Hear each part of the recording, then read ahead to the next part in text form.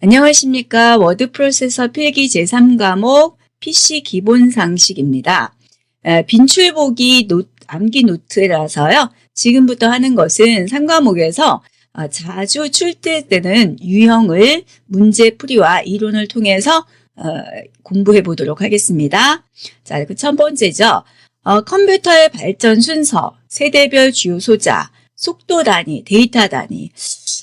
이게 이제 그 내용은 굉장히 많은 건데요. 문제는 이 4개 정도를 한 문제로 표현하는 경우가 많이 있다는 거죠.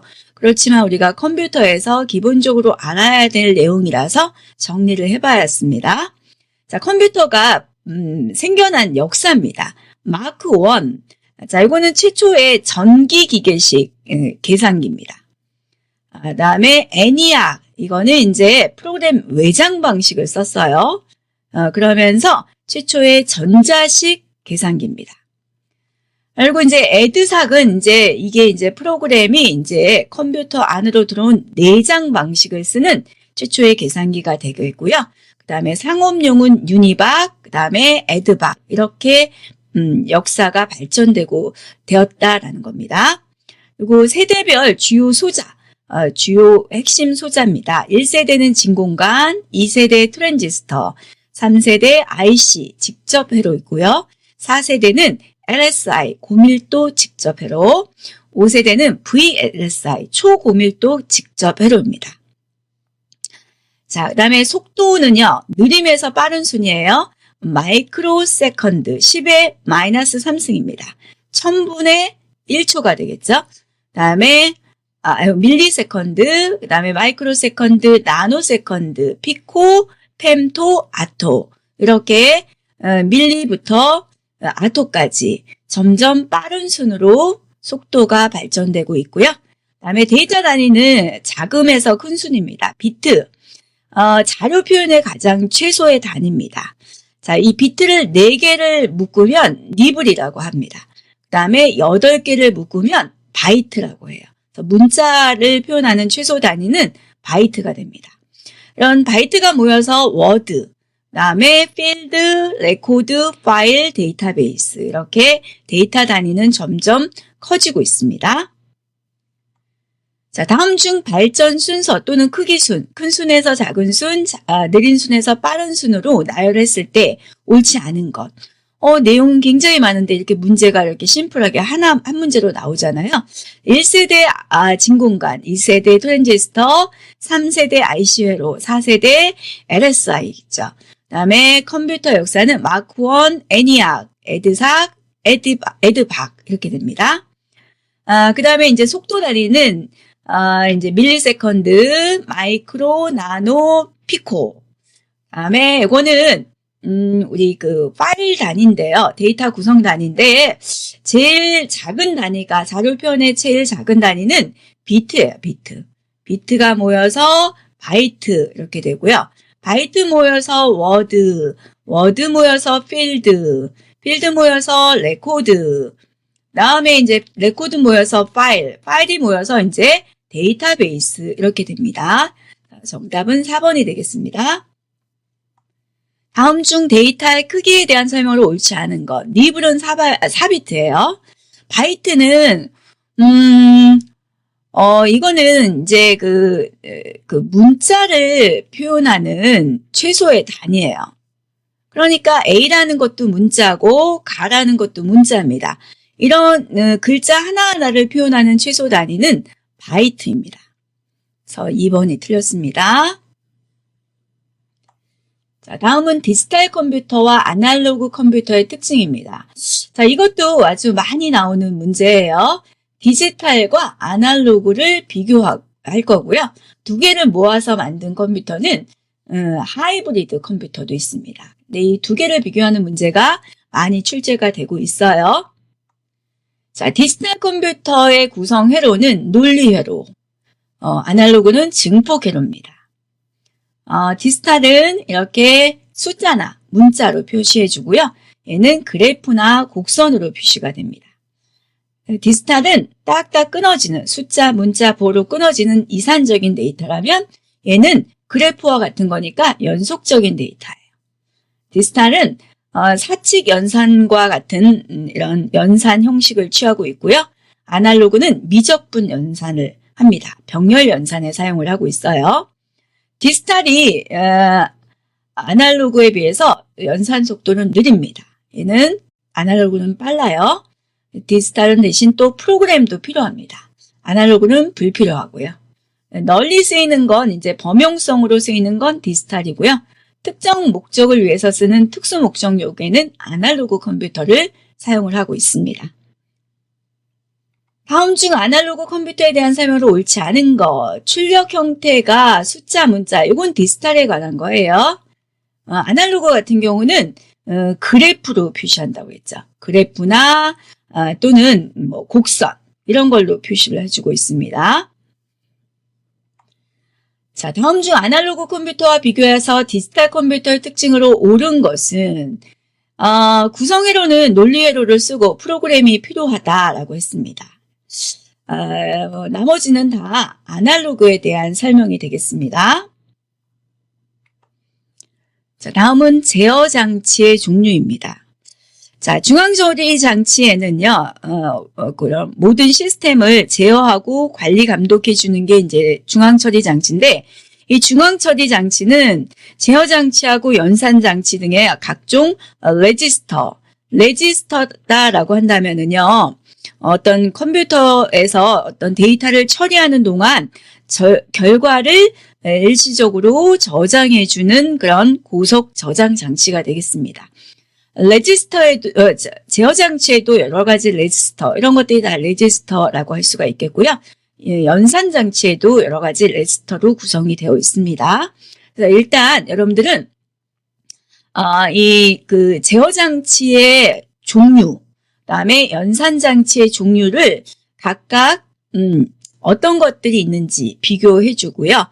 그다음에 이제 좀 더 자세하게 나올 때는 각 장치마다의 기능을 물어보는 그런 문제가 출제가 되고 있습니다. 자, 제어 장치는요, PC, 프로그램 카운터, IR, 디코더, 인코더, MAR, MBR 이렇게 구성이 되어 있어요. 프로그램 카운터, 다음에 실행할 명령어의 주소를 기억하는 레지스터입니다. 현재 실행 중인 명령어는 명령 레지스터고요. 디코더는 해독기라고 하고요. 부호기는 다시 신호로 바꿔주는 거죠. 반대 기능이 되겠습니다. MAR, 메모리 어드레스 레지스터입니다. 그래서 데이터의 주소를 기억하는 레지스터고요. 그 주소의 내용을 기억하는 건 메모리 버퍼 레지스터가 되겠습니다. 자, 1번 중앙처리 장치, 제어 장치에 있는 레지스터에 대한 설명을 옳은 것. 프로그램 카운터, 다음에 실행할 명령어의 번지를 기억하는 레지스터 맞죠? IR은 현재 실행 중인 명령어의 내용을 기억하는 겁니다. 그래서 부호기 같은 경우는 이거는 다시 신호로 이제 코드화 시켜주는 게 부호기고요. 그다음에 MBR 같은 경우는 이거는 이제 그 MAR의 내용을 기억해주는 레지스터가 되겠습니다. 자, 제어 장치의 종류도 마찬가지로 종류가 무엇인지 기억해주고요. 그 레지스터마다의 역할을 기억을 해주셔야 되겠습니다. AC, 어큐뮬레이터라고 해서요. 산술연산이나 논리연산, 산술연산은 더하기 빼기와 같은 거고요. 논리연산은 뭐 AND나 OR 이런 연산이 있습니다. 그거의 결과를 일시적으로 기억해주는 레지스터가 됩니다. 가상기는 이제 더하기예요. 그래서 2개 이상의 수를 더해서 연산해주는 장치고요. 보수기는 빼기 할 때 사용해주는 회로입니다. 인덱스 레지스터는요, 기억되어 있는 내용에 대한 주소를 변경하기 위해서 유효 주소를 구하는 레지스터가 되고 있고요. 그 다음에 이제 데이터 레지스터는 연산에 사용할 데이터를 일시적으로 기억해주는 레지스터. 상태, 현재 상태를 알려줍니다. 연산을 하고 나면 양수, 음수, 자리울림, 이런 오버프로 이런 것들이 나오는데 그 현재 상태를 기억해주는 레지스터가 되겠습니다. 이 누상기 아주 많이 나오는 문제 중에 하나입니다. 자, 다음 연산장치의 구성요소에 대한 설명으로 옳은 것은 일시적으로 연산의 결과를 저장하는 레지스터, 누상기죠. 보수기는 뺄셈 한다고 했습니다. 뺄셈. 뺄셈에 하는 거고 덧셈에 하는 건 애더기라고 있습니다. 데이터는요, 데이터 레지스터는 그 연산에 사용할 데이터, 이것을 일시적으로 기억해주는 레지스터고요. 누상기는 그거의 결과를 저장하는 레지스터예요. 인덱스 레지스터는 요거는 그 색인 주소에 대한 어떤 변경 이런 것들을 저장하기 위한 레지스터가 되겠습니다. 자, 다음은 기억장치입니다. 자, 캐시, 가상, 연관, 플래시 메모리 아주 많이 나오는 문제가 되겠습니다. 자, 이 어떤 기억장치가 어떤 역할을 해주는지 연관시켜서 공부를 해주셔야 돼요. 이 캐시 같은 경우는 가장 처리 속도가 높은 것은 CPU예요. 그 다음에는 주기억장치가 됩니다. CPU는 중앙처리장치죠. 요 사이에 존재하는 메모리를 캐시 메모리, 캐시 기억장치다라고 합니다. 그래서 CPU와 주기억장치의 속도차, 이것을 극복하기 위해서 SRAM을 이용해서 만드는 메모리입니다. 그래서 요 사이에 있는 거예요. 그다음에 가상기억장치는 보조기억장치, 이런 하드디스크와 같은 보조기억장치 있습니다. 이거의 일부분을 주기억장치처럼 사용해서 주기억장치 용량을 확대해서 사용을 하는 거예요. 예, 가상입니다. 그래서 가상 메모리라고 하죠. 그다음에 연관이라고도 하고 연상이라고도 해요. 연관 메모리 이렇게 하는데요. 기억장치에 저장된 내용을 찾을 때 주소가 아니고 내용을 기준으로 해서 원하는 데이터에 접근할 수 있는 그러한 방식의 메모리, 이걸 연관 기억장치 또는 연상 기억장치라고도 합니다. 그 다음에 이제 플래시 메모리는 EEPROM. EEPROM은 일렉트로닉 일레이저블, 그러니까 정기적인 방법으로 읽기 쓰기 가능한 그러한 메모리의 일종이에요. 그래서 하드웨어와 소프트웨어의 어떤 중간적인 성격을 가지고 있으면서 속도가 굉장히 빠르고 운영체제에서 입출력 장치를 제어하는 부분과 같이 고속 처리가 필요한 그런 프로그램에 대해서 디지털 시스템에서 프로그램과 디지털 시스템에서 사용을 합니다. 그래서 우리가 플래시 메모리라고 하죠. 이게 이제 일종의 펌웨어가 됩니다. 하드웨어의 기능과 소프트웨어의 기능을 같이 가지고 있으면서 여러 번 변경이 가능한 메모리, 이런 걸 플래시 메모리라고 해요. 그래서 디지털 카메라 같은 거 있죠. 이런 데서 그 메모리 카드로 쓰는 게 이제 플래시 메모리입니다. 그래서 여기 4가지 소개되고 있는 기억장치의 이름과 그 기능을 연결하는 문제가 출제가 되고 있어요. 다음 중 컴퓨터에서 사용하는 캐시 메모리. 자, 이거는 CPU와 주기억 장치의 처리 속도를 향상하기 위해서 그 사이에서 이제 존재하는 메모리라고 했습니다.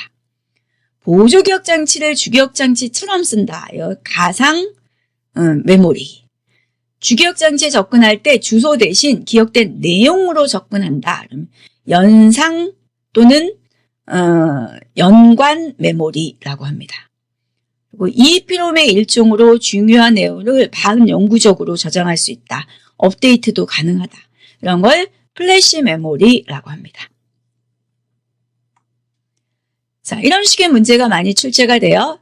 다음에서 설명하는 기억장치로 옳은 것은 하드디스크의 일부분을 주기억장치처럼 사용한다. 이러면 딱 가상 메모리 나와야 되는 거예요. 그래서 그걸 나눠줄 때 페이징 기법과 세그먼트 기법이 있습니다. 페이징 기법 같은 경우는 크기가 일정해요. 근데 이거는 세그먼트 같은 경우는 크기가 가변입니다. 얘는 뭐 똑같이 5 이렇게 나눈다면 얘는 뭐 3이 될 수도 있고 5가 될 수도 있고 8이 될 수도 있고 뭐 2가 될 수도 있고 이렇게 가변형 크기로 그 디스크의 그 메모리를 나누어지는 걸 가변형이라고 합니다. 그런 기법이 세그먼테이션 기법이 되겠습니다. 자, 다음은 운영체제의 분류입니다. 운영체제의 역할은 여러 가지가 있는데요. 사용자와 어떤 컴퓨터 간의 어떤 인터페이스, 이어주는 그런 역할을 해주고요. 프로세스, 현재 어떤 작업 중인 그런 프로그램 이런 것들을 관리해주는 게 운영체제의 역할인데, 그런 운영체제의 역할을 이제 시스템마다 어떤 시스템이냐에 따라서 이제 다르게 처리하고 있습니다. 그 중에 일괄 처리 같은 경우는요, 처리할 데이터를 일정한 시간이나 분량이 될 때까지 모아서 한꺼번에 처리를 해줍니다. 이거의 반대는 이제 실시간 처리가 됩니다. 실시간은 리얼타임, 데이터가 들어오는 즉시 처리하는 방식이 있습니다. 그 다음에 이제 시분할 처리 시스템. CPU는 속도가 굉장히 빠릅니다. 그래서 요 CPU의 처리 시간을 이렇게 분할을 해서 일정 시간만큼 분할을 해서 여러 개의 작업이 번갈아 가면서 할당된 시간만큼 사용해주는 그런 처리 시스템을 시분할 처리 시스템이라고 합니다. 듀플렉스, 여러 개 있다는 뜻이에요. 하나의 CPU가 가동 중일 땐 다른 CPU가 대기하고 있습니다. 왜 그러냐면 가동 중인 CPU가 고장이 날 수가 있기 때문에 고장이 나면 대기 중인 다른 CPU가 가동할 수 있도록 해주는 시스템을 듀플렉스 시스템이라고 합니다. 그다음에 분산 처리 시스템, 이거는 이제 네트워크로 연결이 되어 있는 컴퓨터들을 연결을 해서 자원을 분산 처리해주고 공유해주고 이렇게 해줄 수 있는 시스템을 분산 처리 시스템이라고 합니다. 그리고 다중 처리, 멀티 프로세싱이에요. 이거 멀티 프로세싱이 있고 멀티 프로그래밍, 다중 프로그램이 있어요. 다릅니다. 멀티 프로세싱은 하나의 컴퓨터에 2개 이상의 CPU를 설치하는 거예요. 그래서 대량의 데이터를 빠르게 처리하고요. 다중 프로그래밍 같은 경우는 하나의 CPU에 하나의 컴퓨터에 하나의 CPU를 사용을 합니다. 그래서 여러 개의 프로그램이 돌아갈 수 있도록 해주는 걸 다중 프로그래밍이라고 합니다. 그 외에도요, 뭐 인베디드 시스템, 그 하드웨어에 이제 이런 내장되어 있는 운영체제, 인베디드, 그다음에 뭐 듀얼 시스템, 병렬 처리 시스템, 이렇게 운영체제의 그 분류는 다양하게 있습니다. 자, 다음 중 컴퓨터를 이용한 처리 시스템에 대한 설명으로 옳지 않은 것입니다. 자, 3번에 멀티 프로그래밍, 이거는 한 대의 컴퓨터에 2대 이상의 CPU를 설치했다. 이거 자체가 다중 처리, 멀티 프로세싱 시스템에 대한 설명이 되겠습니다. 멀티 프로그램은요, 동시에 2개 이상의 프로그램을 주기억 장치에 놓고요, 하나의 CPU가 처리하는 방식이 되겠습니다. 다음은 소프트웨어 관련 용어입니다. 우리 소프트웨어의 종류가 굉장히 많은데요. 그런 종류에 대해서 자, 상용입니다. 이거는 돈을 내고 사용해주는 프로그램이에요. 공개용은요, 누구나 무료로 사용하시는 겁니다. 뭐 인터넷 공개 자료실이라든지 서버에서 자유롭게 다운받아서 사용할 수 있는 프로그램입니다. 쉐어웨어, 공유하는 거예요. 이거는 일정 기간, 뭐 한 달 이렇게 기간을 줍니다. 그러면 그때 사용을 하다가 마음에 들면 돈을 내고 정식으로 사용할 수 있는 소프트웨어가 되겠습니다. 그리고 벤치마크 테스트, 이거는요, 어떤 하드웨어나 소프트웨어의 어떤 성능을 검사하기 위해서 실제로 어떤 사용하는 조건에서 처리 능력을 테스트하는 그런 소프트웨어가 됩니다. 알파 버전, 이거는 새로운 제품을 개발을 했어요. 다른 부서에서 직원이 사용해서 성능을 시험하는 그런 검사 프로그램이 됩니다. 번들용 소프트웨어 들어보셨죠? 하드웨어나 소프트웨어를 구입할 때 서비스로 제공을 해주는 소프트웨어입니다. 그다음에 데모 버전은 소프트웨어 홍보를 위해서 소개해주는 그런 소프트웨어가 됩니다. 자, 다음에 소프트웨어 관련 용어에 대한 설명으로 옳은 것을 모두 고른 것은 했습니다. 프리웨어, 이거는 이제 공개용이에요. 일정 기간 동안 무료로 사용하다가 금액을 지불하고 정식으로 사용할 수 있는 소프트웨어. 프리웨어는 이제 돈을 내지 않습니다. 일정 기간 동안 사용하다가 정식으로 쓴다. 이거는 쉐어웨어죠. 그래서 일단 가는 아닙니다. 옳은 것이니까요. 그래서 이거는 틀렸고요. 나머지는 다 맞습니다. 알파 버전, 테스트 목적이고요. 상용, 돈 주고 사는 거죠. 벤치마크 테스트, 이건 성능을 점검하기 위해서 사용하는 조건으로 테스트하는 겁니다. 그래서 정답 4번이 되겠습니다.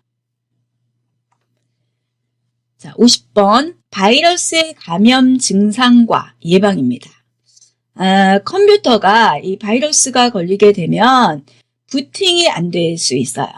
부팅 시간도 느려지고요. 앱이 실행이 되지 않거나 속도가 느려집니다. 화면에 이제 원하지 않는 목록이 막 표시가 되고요. 시간이 오래 걸리죠. 크기도 막 커지거나 이렇게 작아지거나 변화가 생기고요. 작성 일과 시간 이런 것도 막 변경이 됩니다. 그래서 데이터를 수시로 백업을 해줘야 돼요. 복구 디스켓도 만들어 둬야 됩니다. 백업은 여러 군데 해주는 게 좋습니다. 그리고 이제 바이러스에 대비해서 백신 프로그램, 이것도 항상 최신의 것을 업데이트해서 보관해서 사용해 주는 게 좋습니다.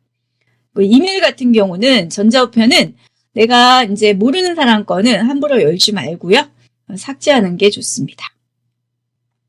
바이러스 감염 증상으로 옳지 않은 것입니다. 실행 속도가 늦어질 수가 있고요. 메모리 막 줄어들 수 있어요. 일정 시간 후에 화면 보기가 작동이 된다. 화면 보기 우리가 잠금 화면에서 설정을 할 수가 있습니다. 그래서 이거는 바이러스와 관계가 없습니다. 다음 중 컴퓨터 바이러스 감염 증상으로 옳지 않은 건 시스템 파일이 손상이 될 수 있어요. 날짜가 막 변경이 될 수도 있고요. 디스크를 인식을 못할 수도 있어요. 2번은 감염된 실행 파일은 실행되지 않거나 처리 속도가 빨라질 수 있다. 감염된 실행 파일이 실행되지 않거나는 맞습니다. 근데 처리 속도는 느려지지 빨라지진 않아요. 자, 다음은 악성 소프트웨어입니다.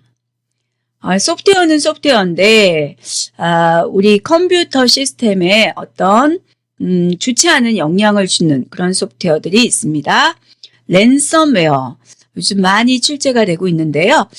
인터넷 사용자의 컴퓨터에 침입을 하여서 문서의 파일에 암호를 지정을 해서 열어보지 못하도록 한 다음에 돈을 요구하는 그러한 악성 소프트웨어입니다.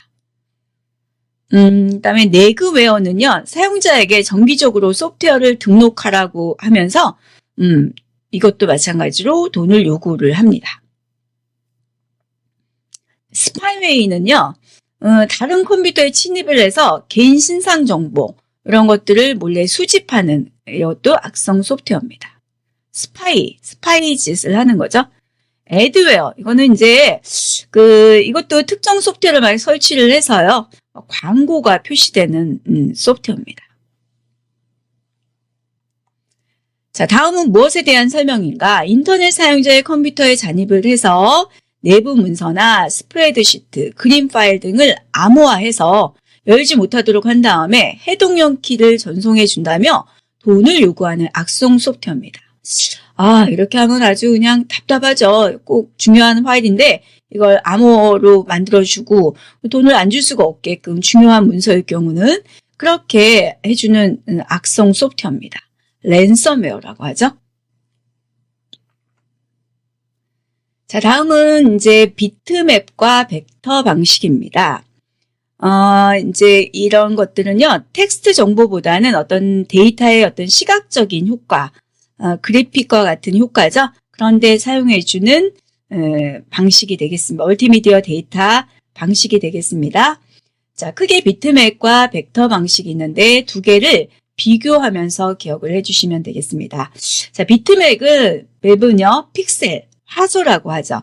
이 단위로 데이터를 표시를 해주고요. 레스터 이미지라고도 하고요. 요거는 이제 확대하거나 축소하면 이미지의 계단 현상, 이렇게 굉장히 많이 확대했을 때는 계단 현상이 나옵니다. 기억 공간을 많이 차지하게 되고요. 화면에 표시되는 속도는 빠릅니다. BMP가 대표적이고, 그 다음에 이제 GIF나 JPG, PCX, TIFF, PNG 이런 형식들로 고해상도를 표현할 수가 있습니다. 벡터 방식은 선으로 연결합니다. 이거는 픽셀 단위로 화소 단위라면 이거는 선 단위로 연결을 해서 직선이나 곡선을 이용해서 이미지를 표현하는 방식이 됩니다. 자, 이것은 확대해도 매끄럽게 표시가 돼요. 기억 공간도 적게 차지합니다. 화면에 표시되는 속도는 느립니다. WMF나 AI, CRD, DXF 등의 파일 형식이 되겠습니다. 자, 다음 중 멀티미디어 그래픽 데이터의 벡터 방식에 대한 설명으로 옳지 않은 것. 이거는 3번 비트맵 방식과 비교해서 기억 공간을 많이 차지한다. 기억 공간은 적게 차지하고요. 속도는 느립니다. 자, 다음 중 그래픽 데이터를 표시하는 방식 중에서 벡터 방식에 대한 설명으로 옳지 않은 것. 직선, 곡선 이런 거 많이 쓰고요. 그런 데 쓰고 수학적 공식 이런 것도 쓰고 도형 이런 데다 표현하기가 적합하고요. 고해상도를 표현하는 데 적합하다. 요거는 비트맵일 때는 고해상도를 표현하기에 적합합니다. 그래서 1번이 되겠습니다. 자, 다음은 멀티미디어 데이터의 파일 형식입니다. 파일의 종류가 됩니다. 동영상에는 MPG, AVI, DIV, DIVX, ASF, MOV 이런 것들이 있고요. 사운드, 소리와 관련된 파일 형식에는 웨이브, WAV, MIDI, MP3, MP4 이런 것들이 있고 이 MP3는 고음질의 오디오, 사운드 표준 형식이에요. 이거는 MPG에서 규정한 MPG-1 초기에 나온 게 MPG-1 압축 기술을 이용했다. 이 문제가 아주 자주 출제가 되고 있습니다. 자, 다음 중 멀티미디어 파일 포맷에 대한 설명으로 옳지 않은 것. 자, MP3는 PCN 기법에 의해서 생성된 디지털 데이터를 사용하며 MPG-3 규격을 사용한다.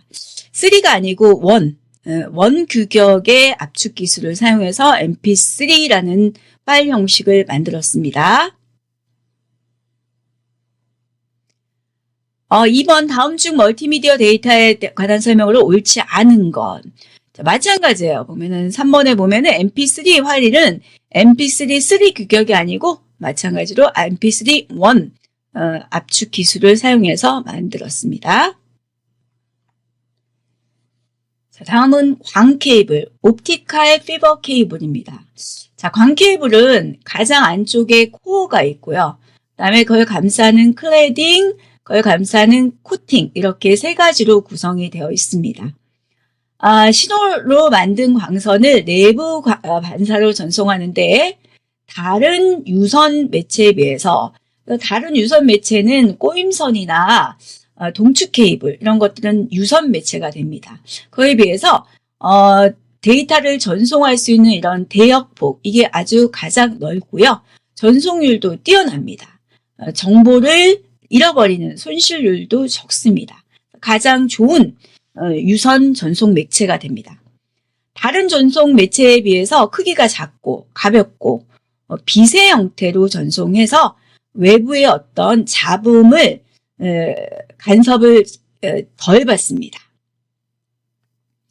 그다음에 케이블 크기가 작고요. 가벼워서 정보 전달의 안정성이 매우 높으나 설치 초기 투자 비용은 많이 듭니다. 그리고 신호가 일정 기간이 넘어버리면 약해집니다. 이걸 이제 신호의 감쇄라고 합니다. 감쇄가 되면 다시 이것을 리피터를 이용해서요. 이거를 증폭을 시켜줘야 돼요. 근데 이거는 그 간격이 다른 유선 매체에 비해서 그런 리피터의 설치 간격이 넓어요. 그래서 이제 가입자 회선 및 근거리 통신망에 이용하고 있습니다. 다음 중 정보통신을 위해서 사용되는 광섬유 케이블에 관한 설명으로 옳지 않은 것. 그래서 리피터의 설치 간격을 넓게 사용할 수가 있다. 이게 맞습니다. 다음 중 전송 매체인 광섬유 케이블에 대한 설명으로 옳지 않은 것. 코어 클래든 코팅으로 구성이 되어 있고요. 넓은 대역폭을 제공을 해주고 가늘고 가볍고 외부의 어떤 잡음으로의 영향을 완전 100% 안 받을 수는 없지만 영향이 거의 적습니다. 다른 매체에 비해서 설치 비용이 고가겠죠. 고가고 시공하기 쉽기 때문에 가정용이나 개인용 컴퓨터보다는요. 가입자 회선 같은 그런 곳에서 사용을 해줍니다. 4번입니다. 자, 다음은 정보통신망의 종류입니다. 근거리 통신망 LAN, 도시 간의 통신망 MAN, 국가 간의 통신망 WAN입니다. 그래서 가장 좁은 규모 그러면은 LAN, 이거보다 큰 규모는 MAN, 이거보다 더 큰 규모 국가 간의 통신은 WAN, WAN이라고 합니다. 그래서 규모별로는 이렇게 나눌 수가 있겠고요. 그다음에 브로드밴드, 광대역 종합정보통신망, BISDN이라고 하고요. 요거는 이제 광케이블을 이용해서 고화질의 영상까지 전송할 수 있는 고속의 통신망이고요. 이거의 핵심 기술이 ATM이다. 요거 기억하세요. 이건 비동기 전송 모드라고 하고요. 이 데이터 단위 자체가 53바이트의 크기의 셀 단위로 전송을 해줄 수 있는 그런 기반의 통신망입니다. 그래서 광대역이기 때문에 넓은 대역폭을 자랑하고 있습니다. 다음 중 광대역 종합정보통신망 BISDN에 대한 설명으로 옳은 것은 했습니다. 빠른 전송 속도에 비해서 사용료가 경제적이다. 그렇게 경제적이진 않죠. 왜냐하면 일단 설치 비용이 많이 드니까. 비동기 전송 방식 ATM 53바이트의 셀 단위로 전송을 한다. 그러면은 BISDN이에요. 자원 공유의 목적이다. 근데 이제 학교나 연구소, 회사 규모의 통신망이다. 이건 LAN에 대한 설명이 되겠습니다. 동축 케이블을 사용한다. 정거정보 통신망 같은 경우는요, 광 케이블 이것을 사용을 하고 있습니다. LAN의 특성에 대한 설명으로 옳지 않은 것. LAN은 가까운 근거리의 통신망입니다. 이 LAN은 OSI 이거는 참조 모델의 상위층이 아니고 하위 계층에서 차지하고 있어요. 국제 표준화 기구인데요. 우리가 7개의 계층이 있어요. 그 중에서 맨 밑에 있는 물리 계층과 데이터 링크 계층, 하위 계층에서 동작하는 규모의 네트워크는 LAN입니다. 오류율도 낮고요. 자원을 공유할 수가 있고 이 LAN을 구축할 때 뭐 성형, 버스형, 링형, 계층형 이것들로 구분을 해서 설치할 수가 있습니다. 자, 다음은 IPv4와 IPv6 인터넷 프로토콜 컴퓨터마다 고유한 주소가 있습니다. 이제 버전이 IPv4와 V6가 있는데요. V4는 이 두 개를 비교하는 문제 많이 나오고요. 지금은 이제 거의 IPv6로 변환이 됐기 때문에 현재는 이쪽이 더 많이 나와요. 근데 이제 어쨌든 두 개를 비교하면서 공부를 하셔야 됩니다. V4는 32비트고요. 얘는 128비트입니다. 얘는 10진수 4자리 점으로 구성이 되어 있어요. 뭐 230점, 5점, 7점, 120 이런 식으로 10진수 4자리 점으로 구별이 되어 있고요. 이 규모에 따라서 네트워크의 규모에 따라서 A 클래스인가 B, C, D, E 클래스 이렇게 구별을 해주고 그거는 이게 IP 주소인데 IP 주소에 따라서 구별할 수가 있습니다. 그 다음에 IPv6 버전 6은요. 128비트예요. 16진수 8자리입니다. 16진수라고 하면 0에서부터 9까지 A에서부터 F까지입니다. 그래서 1A 이런 식으로 콜론 25 콜론 이런 식으로 해서 8자리로 구성이 되어 있습니다. IPv4하고도 호환이 잘 되고요. 인증이나 기밀성, 무결성 이런 것들이 지원이 되기 때문에 보안 문제가 해결이 됐고요. 속도도 굉장히 빠르고 실시간으로 흐름을 제어할 수 있는 것을 지원을 하고 있습니다. 비트 기억하세요. 32, 이거는 128 이렇게 됩니다. 자, IPv6 주소에 대한 설명으로 옳지 않은 것, 호환 뛰어나다고 했죠. A 클래스 A의 네트워크 부분은 IPv4의 2배인 16비트로 구성이 됐다. 16비트 아니죠. 128비트입니다. 그리고 IPv6는 클래스라는 개념이 없어요. 128비트. 그래서 주소를 해결을 했습니다. 인증성 이런 것 때문에 보안 문제 해결했고요. 자, 다음 주 한글 윈도우즈 10에서 인터넷 IP 주소 체계를 사용하기 위해서 사용하는 IPv6에 관한 설명으로 옳지 않은 것. 호환성 뛰어나다고 했고요. 숫자로 8비트씩 내 부분이다. 아니죠. 요거는 이제 128비트라고 했죠. 16비트, 16진수로 이렇게 8부분으로, 콜론으로 구별을 해서 사용해 주는 게 IPv6입니다. 2번이 되겠습니다. 자, 다음은 전자우편 프로토콜입니다. 인터넷을 통해서 다른 사람과 편지나 그림, 동영상 이런 것들을 주고받을 수 있는 서비스를 전자우편, 이메일이라고 합니다. 이럴 때 우리가 전자우편을 사용할 때 사용할 수 있는 해야 되는 그런 통신 규약 것들을 이제 전자우편 프로토콜이라고 하고요. SMTP, 심플 메일, M이 메일이에요. 메일을 트랜스퍼, 전달하는 거예요. 그러니까 보내는 데 사용하는 프로토콜이고요. 팝, 이거는 포스트 오피스 프로토콜. 그래서 이거는 보내고 이거는 받아오는데 사용하는 프로토콜이 되겠습니다. 그 버전에 따라서 뭐 팝도 있고 팝3도 있고 해요. 그다음에 IMAP, 이것도 인터넷 메시지 억세스 프로토콜이에요. 팝과 달리요. 전자우편의 제목만 보고도 이것을 이제 다운로드 할 것인가 이걸 선택할 수 있게 해주는 프로토콜이 되겠습니다. 그다음에 MIME 이거는 멀티 프로포스예요. 인터넷 메일 익스텐션, 즉 웹브라우저가 지원하지 않는 여러 가지 멀티미디어 데이터 파일, 화상이라든지 음성 이런 것들을 포함한 그런 멀티미디어 데이터 이것들을 보낼 때 사용해주는 표준 프로토콜이 되겠습니다. 이 네 가지는 전자우편 관련 프로토콜입니다. 그러니까 MIME는 멀티미디어 데이터도 보낼 수 있다. 그거 기억해 주시면 돼요. 다음 중 전자우편을 위한 프로토콜끼리 올바르게 짝지어진 것은 바로 전에 했죠. SMTP, IMAP, 팝3, MIME 이렇게 있습니다. 2번이 되겠죠.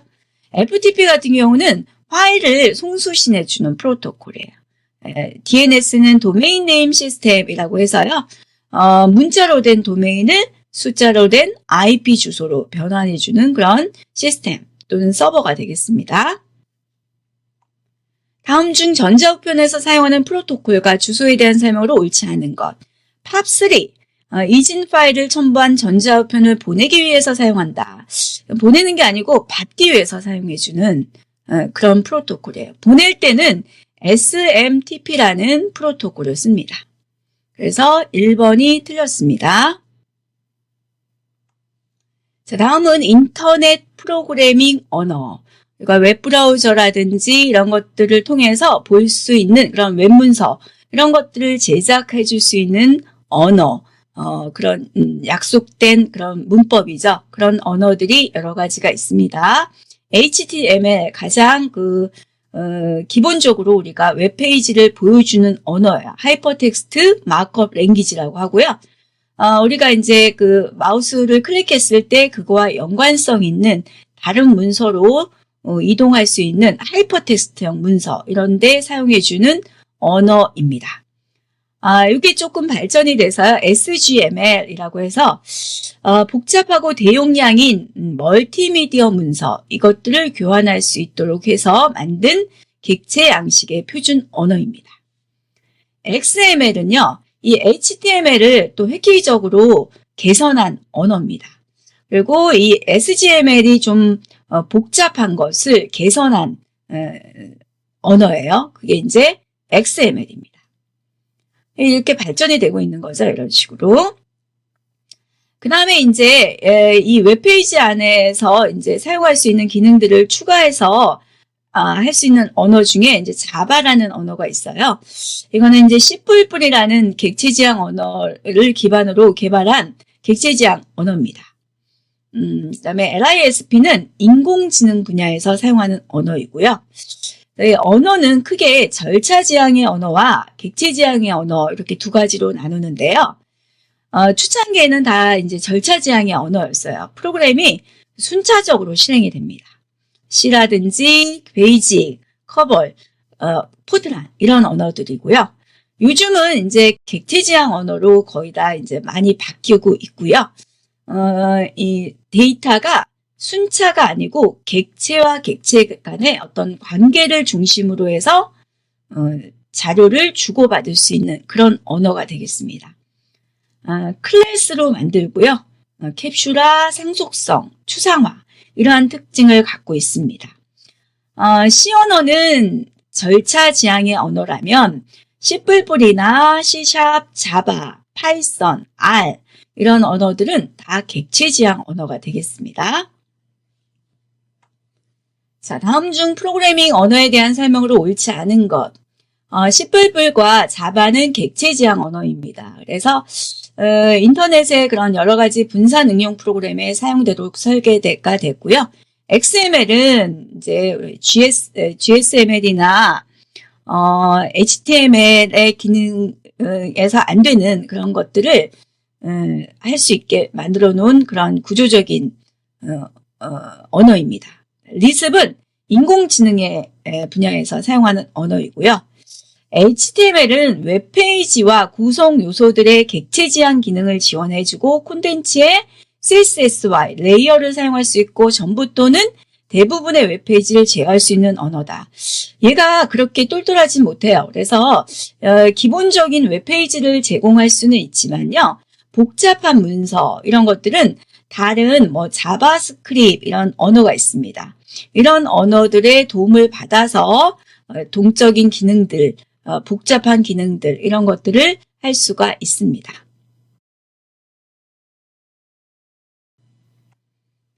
다음은 정보 보안 위협의 종류와 특징입니다. 자, 스미싱입니다. 스마트폰 문자 메시지를 통해서 소액 결제를 유도하는 피싱의 사기 수법 중에 하나예요. 피싱이라는 것 자체가 금융기관을 사칭해서 불특정 다수한테 메일을 발송해서 위장된 홈페이지로 이동하도록 한 다음에 금융정보를 빼내는 그런 신종 사기 수법을 피싱이라고 하는데, 그 중에 이제 하나가 이제 스미싱이 있는 거죠. 문자 메시지 통해서 결제하도록 막 유도하는 그런 사기 수법 중에 하나가 되겠습니다. 스니핑은요, 네트워크를 막 지나다가 데이터를 패킷이라고 하는데 패킷을 엿보면서 계정과 패스워드 이걸 알아내는 그런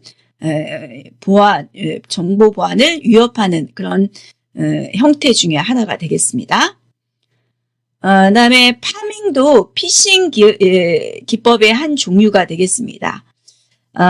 사용자가 자신의 웹브라우저에다가 정확한 주소를 입력을 해도요, 이게 가짜 웹페이지로 이동을 하게 하는 거예요. 그러면은 이제 내가 정확한 주소인 줄 알고 들어갔으니까 아이디나 비밀번호 이런 거 넣게 할 겁니다. 그러면 그 정보를 빼내서 훔치는 행위가 되겠죠. 스푸핑은 아주 나쁜 거예요. 이거는 속이는 행위입니다. 스푸핑. 악의적인 목적으로 임의의 웹사이트를 구축을 해서 일반 사용자의 방문을 유도한 다음에 사용자의 시스템 권한을 획득한 다음에 정보를 빼가거나 사용자 암호와 기타 정보를 입력하도록 속이는 행위입니다. 속인다, 속이게 한다, 스푸핑 이렇게 하시면 돼요. 그다음에 디도스, 서비스 거부 공격. 해당 시스템을 특정 시스템을 공격을 해서 데이터 트래픽이 막 발생하도록 하는 거예요. 그래서 정상적인 동작을 방해하는 행위가 디도스 공격이라고 하죠. 그래서 정보 보안의 위협 형태가 여러 가지가 있는데요. 그거에 대한 설명으로 옳지 않은 것입니다. 이 파밍은 이제 이거는 이것도 피싱 기법의 일종이라고 했습니다. 가짜 웹브라우저에 를 만들고 나서 그쪽으로 이동하게끔 해서 막 개인정보 뺏는 그러한 행위를 파밍이라고 합니다. 그래서 3번이 되겠습니다. 자, 랜섬웨어도 전에 했었어요. 막 침입을 해서 파일 자체에 암호를 걸어두게 하는 행위, 이런 걸 랜섬웨어라고 합니다. 자, 다음은 최신 ICT 신기술의 종류와 특징입니다. 자, 최신의 정보통신 기술은 계속 만들어져 있고요. 만들어져 나갈 겁니다. 그런 기술의 종류와 특징을 물어보는 문제가 출제가 되고 있습니다. 자, 와이파이는 이제 고성능의 무선 통신이에요. 무선 랜 기술을 이용해서 유선을 사용하지 않고 전파나 빛을 이용해서 네트워크를 구축하는 방식이 되겠습니다. RFID 이거는 이제 전자 태그 기술이에요. 각종 사물에 대해서 각종 그 데이터들을 관리해 줄 수 있고 인식할 수 있는 기술이 되겠습니다. IPN, 인터넷에서 개인 식별 번호예요. 인터넷상의 어떤 주민등록 번호다라고 생각하면 되고요. 그래서 인터넷에서 신원을 확인할 수 있는 번호를 IPN이다라고 하죠. 자, 미러링은 이제 해킹이나 장비 고장에 대비해서 데이터를 중복으로 다른 곳에 저장하는 걸 미러링한다라고 하죠. 그다음에 매시업은 콘텐츠의 다양한 서비스를 혼합하는 거예요. 그러니까 어떤 음악이 있는데 예를 들어서 거기다가 다른 음악 이런 것들을 합치는 거예요. 그러면 새로운 유의 어떤 음악이 나올 수 있게끔 하는 것처럼 여러 가지 콘텐츠를 합쳐서 새로운 서비스를 만들게 합니다. 기존에 있는 어떤 지도 서비스에다가 여기다가 어떤 부동산 정보 이런 것들을 넣어서 새로운 어떤 서비스를 만들어가는 거, 이런 것들도 매시업이라고 하죠. 자, 텔레매틱스는 텔레커뮤니케이션하고 인포매틱스 이거 합성입니다.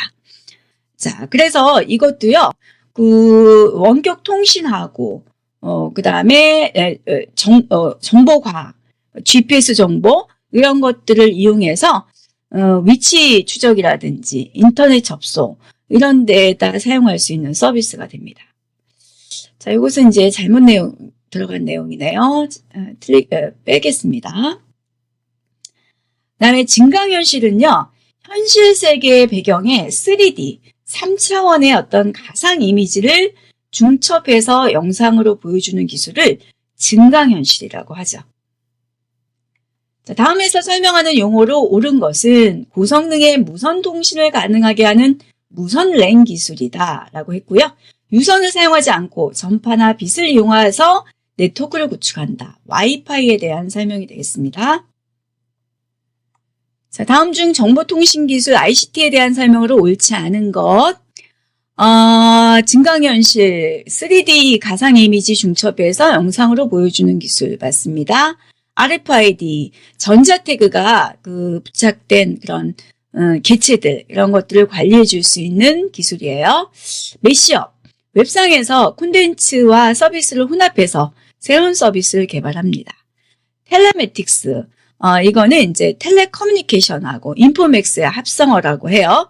그래서 무선 통신과 어떤 GPS 이런 위치 추적이죠.